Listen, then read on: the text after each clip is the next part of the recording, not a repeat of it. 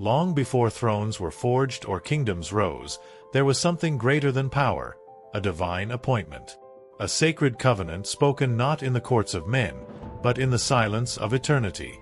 It was not founded on wealth, conquest, or strategy, but on a decision made in the heart of heaven itself.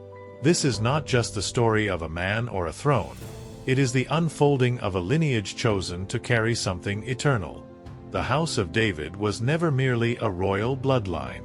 It was a symbol, a living thread connecting generations, faith, and prophecy. While kings fell and empires vanished into dust, this legacy endured, quietly echoing through time. And perhaps it still whispers within us, calling to something ancient that stirs in the soul. But how much do we truly understand about this promise? How many of its secrets have been buried under centuries of silence, forgotten by history books and overlooked by modern eyes? Here, on this channel, we uncover what was once hidden, exploring the stories behind the story, the echoes behind the echo, and the truth that refuses to die. On this channel, we don't just tell stories, we resurrect echoes from the past. We breathe life into forgotten prayers, revive ancient wisdom, and bring forward the sacred counsel that still vibrates through the pages of Scripture. Every word, every parable, every name holds more than memory. It holds a key, one that unlocks insight for the world we live in today. We are guided not by trends or opinions, but by the enduring light of divine revelation. And with each story we share, we're not just looking backward. We're uncovering the map to navigate our present. Today, I invite you on a journey deeper than history and older than time, a return to the beginning of a sacred oath, a covenant that didn't fade with the years, and a throne that no empire could erase. This isn't just about kings and bloodlines. It's about purpose, a chosen lineage that still carries meaning for us now, if we dare to see beyond what's visible. Before golden thrones gleamed under the sun, before banners were raised and legions marched in the name of kings, there was only silence. A quiet hillside, a shepherd's field, and a boy, overlooked by men, forgotten by his own family, but never hidden from the eyes of heaven. He wasn't born into royalty. He didn't wear robes or wield a sword. Yet, in the stillness of that ordinary place, destiny found him. The world saw just a child with a sling. But God saw the heart of a future king, the one who would rise not by force, but by faith. From that boy, a story would begin to unfold, a story of courage, of music, of brokenness, and redemption. And from his descendants, a greater promise would be born. A house not built by hands, but by divine decree, a royal line destined to endure through every war, every exile, and every silence. But the question still lingers, did that promise truly survive? Or did it vanish beneath the dust of centuries, buried under ruins and forgotten names? Today, you're invited to rediscover what history tried to erase. Welcome. Today, you're about to step into a story time tried to bury, a saga carved into the folds of forgotten scrolls. It's a tale of kings who rose and fell, of fierce battles and shattered alliances, of unwavering faith tested by betrayal, and of a divine vow that still echoes through the corridors of history. But when we speak of the House of David, we're not just recounting the rule of a single monarch. We're uncovering a legacy, a sacred thread woven through generations, preserved not by human strength but by the will of heaven itself. This isn't just about ancestry or royal titles. It's about a covenant made by God, a promise that outlasted swords, exile, and even silence. A lineage that was chosen not just to reign, but to carry something eternal. And if you look closely, that promise is still alive, still reaching for those who dare to believe. But like every great saga, this one carries its shadows. Behind the triumphs and psalms, behind the harp and the crown, there were secrets buried deep. Names once honored were erased from memory. Bloodlines were scattered, hunted, and silenced. Not every chapter of this legacy was sung in temples. Some were whispered in fear, hidden from the eyes of the world. Today, we're going to peel back the layers of time and uncover what still remains of this forgotten house. Because beneath the dust of history lies a question that has never stopped echoing. Did the line of David truly come to an end? Or has it been quietly alive all along, waiting for the moment when it will rise once more? The one at the center of this mystery didn't arrive in a royal cradle. He wasn't raised in marble halls or clothed in embroidered robes. He grew up far from courts and councils, in fields, in silence, in obscurity. And yet, it was there that destiny was being formed. David's childhood wasn't spent within the walls of castles, but among rocks and wild grass. His kingdom, at least for a time, was made up of wool and wandering footsteps. A modest flock of sheep was all he commanded. Yet in those quiet mornings, beneath the wide skies and the burning sun of the wilderness, something invisible was unfolding. He was being shaped, not by sword, crown, or public acclaim, but in solitude, in trials, and in trust. Long before anyone saw a king in him, God did. While the world was measuring strength by stature and counting victories by the number of battles won, the Creator was looking for something far deeper, a heart that would remain faithful even when unseen. Men sought giants. Heaven sought obedience. And in that forgotten field, a shepherd boy began to walk the unseen path toward his throne, not carved by hands, but written into eternity. And in David, God found what few ever recognize at first glance, a spirit forged in silence, a heart ablaze with love, and a faith that no storm could shake. What the world often mistakes as weakness, heaven saw as strength. The courage that earns applause on the battlefield? David had already mastered it long before any crowd was watching. Long before he stood before giants or commanded armies, he was already fighting, not for fame, but for faith. In the lonely hills of Bethlehem, where only sheep bore witness, he faced down predators, dangers, and doubts. Every secret victory, every hidden struggle, became a rehearsal for destiny. The battles no one saw prepared him for the day when the world would finally speak his name, not just as a warrior, but as the one chosen to carry a divine promise. When the time came to anoint a new king, the prophet Samuel was sent to an unlikely place, not to a palace, but to a humble village, Bethlehem. There, he arrived at the home of Jesse, prepared to witness the rise of the one chosen by God. One by one, Jesse's sons stood before him. Tall, impressive men with the strength of warriors and the presence of leaders. By human standards, they seemed like perfect candidates for the crown.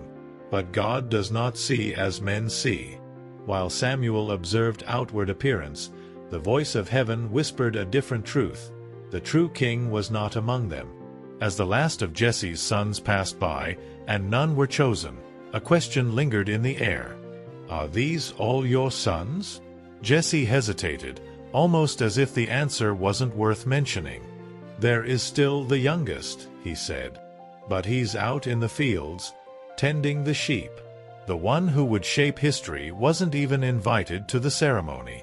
Yet it was precisely in that quiet, overlooked life that the divine crown was already resting, unseen by men, but destined by God. David was summoned, not from a throne room, but from the dust of the fields.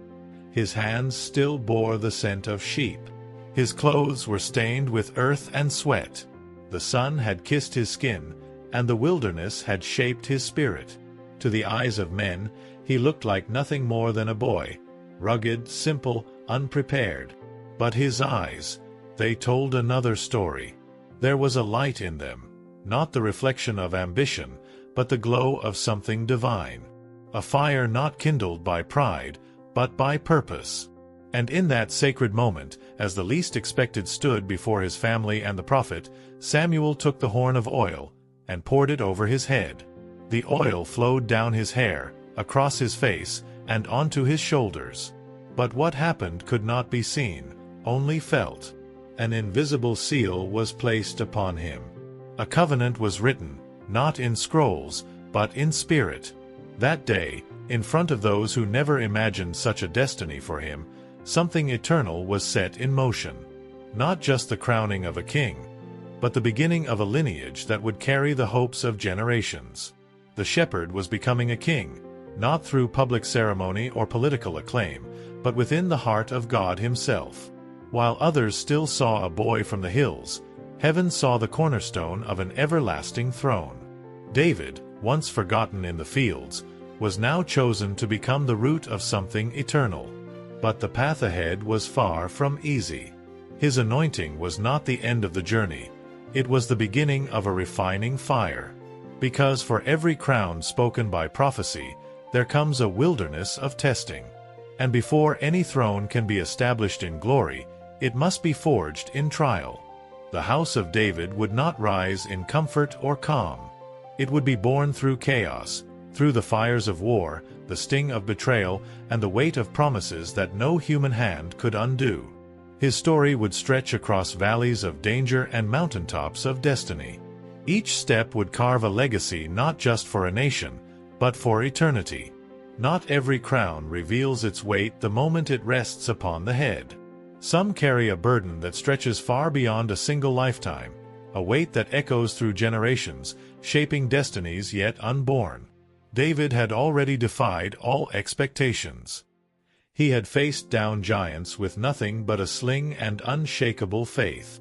He had united a fragmented people, once scattered and at odds, into a single nation. He had taken Jerusalem, a city dismissed by many, and transformed it into the beating spiritual heart of a people chosen by God. He stood at the summit of earthly achievement, victorious in battle, revered by the people, sealed as a king in history. But the greatest legacy of David was not carved in stone or written in royal decrees. It wasn't defined by military conquest or political brilliance.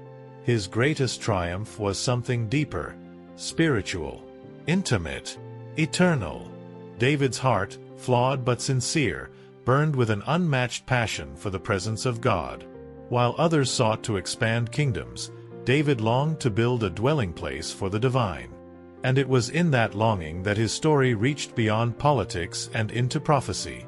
One day, the king stood within the walls of his palace, a structure of fine cedar, built with the strength of a unified nation. Surrounded by luxury and stability, David looked around, and then looked inward. Amid all his victories and comforts, something troubled his spirit. The Ark of the Covenant, the sacred symbol of God's presence, the very heart of Israel's faith, still rested in a simple tent, a temporary shelter, a reminder of wandering, of exile, of days when the people had no home. David, overwhelmed with gratitude and reverence, felt the stirring of a desire that went beyond duty. He didn't want to just govern a people, he wanted to honor the one who had lifted him from the pasture to the palace. And so, with a heart full of devotion, he resolved to build a house, a temple worthy of God's glory. But what followed was not the answer he expected. God spoke to David, not with rejection, but with revelation. "You will not be the one to build a house for me." It wasn't a denial. It was a redirection. Because what God was about to offer in return would be far greater than anything David had imagined. Not a house of stone, but a covenant of eternity. "I will build a house for you." Those were the words that pierced the silence of the night, not from the voice of a man, but from the mouth of the Eternal. And in that stillness, without the clash of swords or the noise of war, something unshakable was established. A promise was made. Not written on scrolls or carved in stone, but spoken from heaven and sealed in spirit. God pledged to David what no earthly king had ever been given, a royal line that would stretch into forever. From David's lineage would rise a king whose reign would never end. Not a temporary throne, not a fading dynasty, but an everlasting kingdom rooted in the will of the Almighty. There, in the quiet of that divine conversation, the house of David was born. Not through battle, not through conquest, but through sacred words and a covenant that would outlive time itself.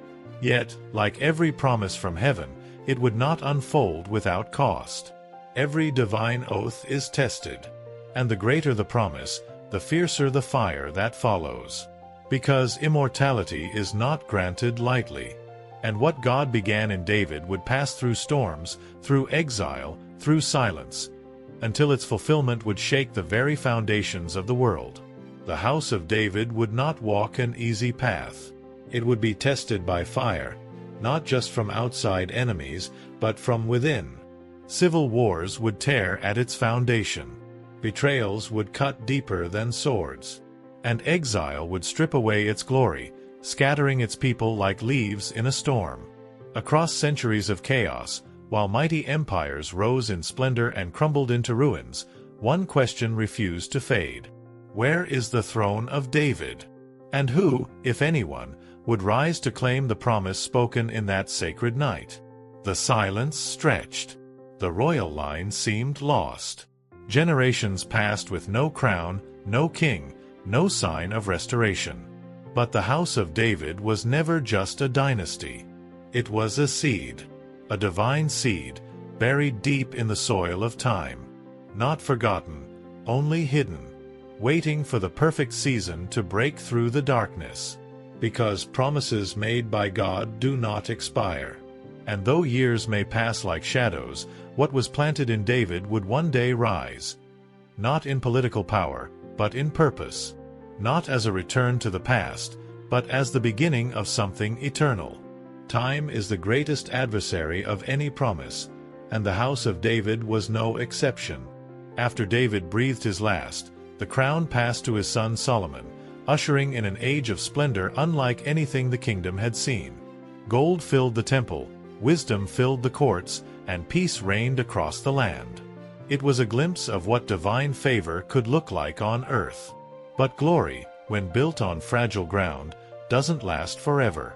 Behind the beauty of Solomon's reign was a kingdom quietly cracking. And after his passing, the unity David had fought to build splintered. The once mighty nation split in two, the north and the south, brother against brother. Civil war erupted. Foreign armies invaded.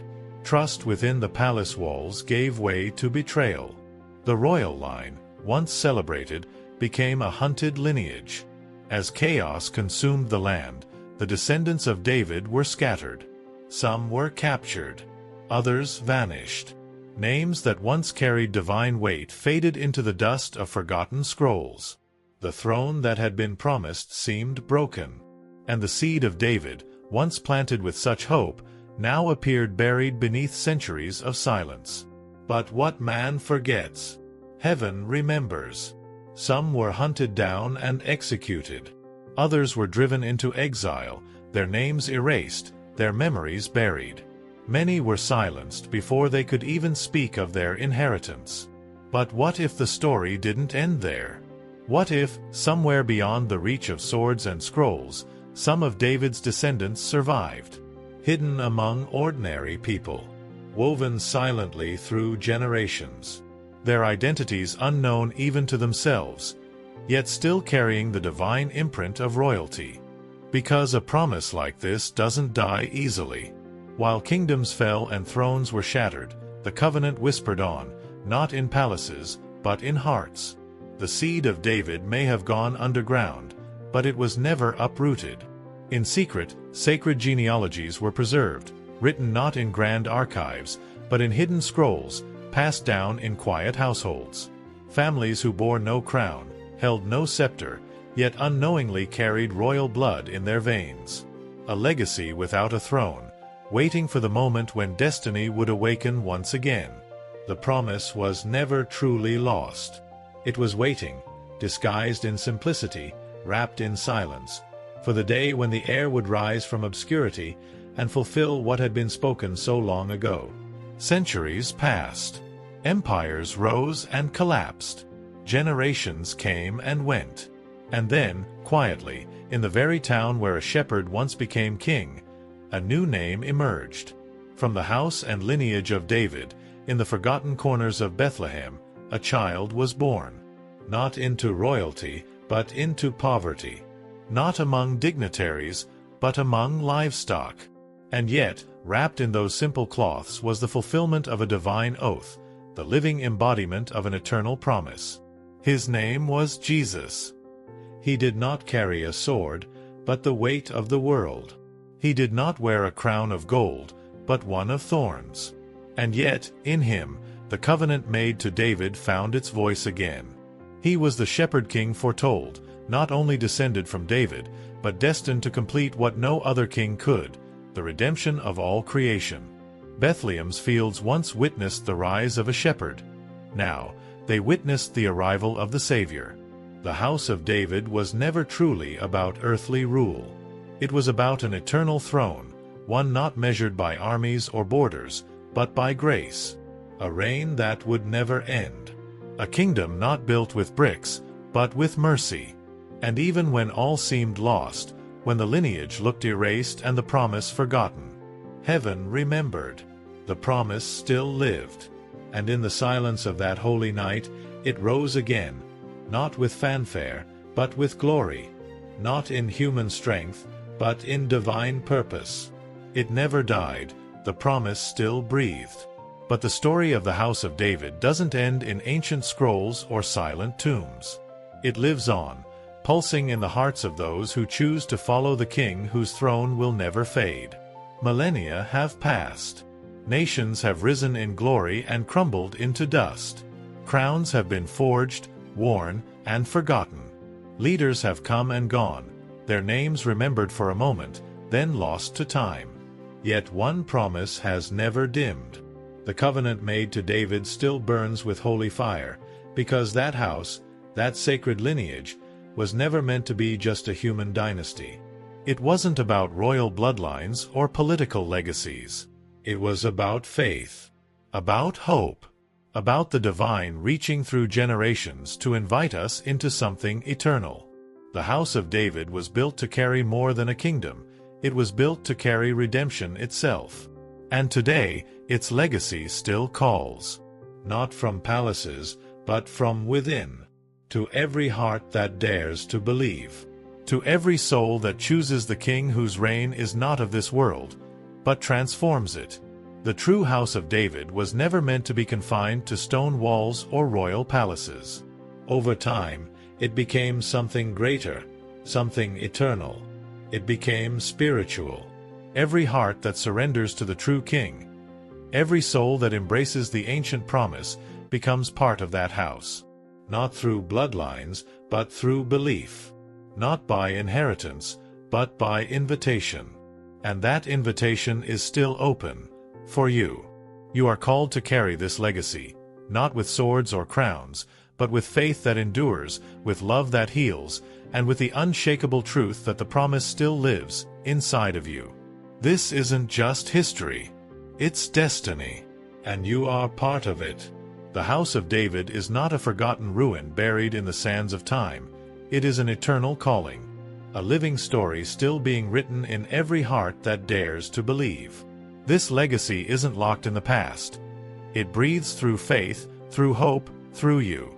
If something in this story stirred your soul, if you felt the echo of that ancient promise awaken within you, then this was not just a video. It was a reminder. You are part of something greater. Subscribe to the channel so that more people can rediscover this forgotten truth. Leave a like if this message resonated with you. And in the comments, tell me, did you know that this promise was also meant for you?